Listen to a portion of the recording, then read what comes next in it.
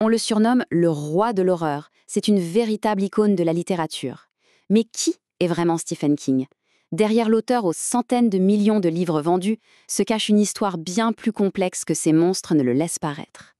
Dès le début, il y a un paradoxe fascinant avec King. Tenez, en 2003, d'un côté, on a le célèbre critique Harold Bloom qui le démolit complètement, le qualifiant d'écrivain immensément inadéquat, et de l'autre, la même année, il reçoit l'une des plus hautes distinctions littéraires américaines. C'est quand même fou, non? Alors qui croire? Génie populaire ou simple auteur de romans de gare? Pour le découvrir, il faut remonter le fil de son histoire.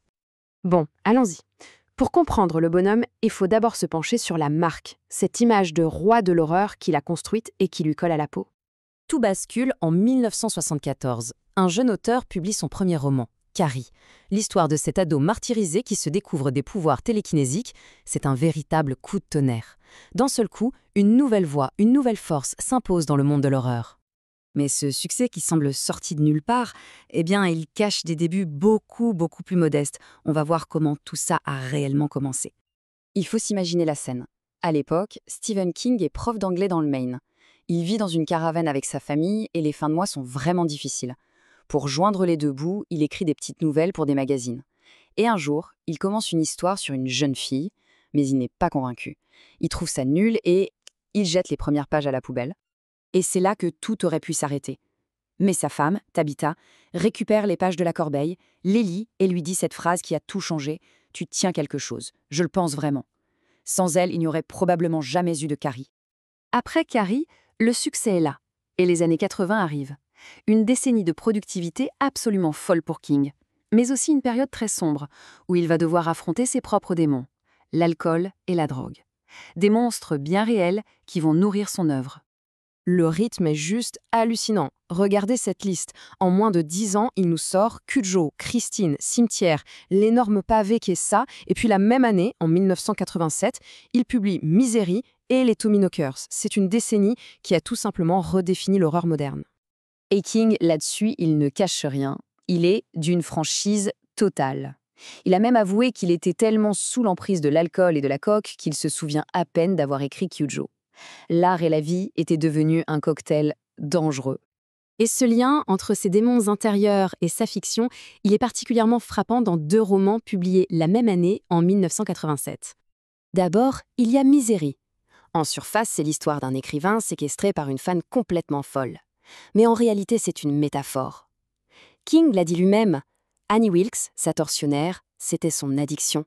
Sa fan numéro 1 qui l'aimait à mort et qui refusait de le laisser partir. Et puis, il y a les Tommyknockers, un livre que King lui-même a renié plus tard, le qualifiant de livre horrible, parce qu'il suite l'addiction à chaque page. En fait, c'est le roman de trop.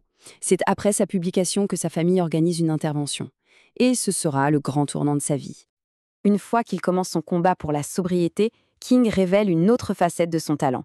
Une facette que beaucoup de gens connaissent et adorent, souvent sans même faire le lien avec le roi de l'horreur. En fait, il avait déjà planté une graine dès 1982, avec la publication de ce recueil de 4 nouvelles, différentes saisons. Un titre parfait d'ailleurs.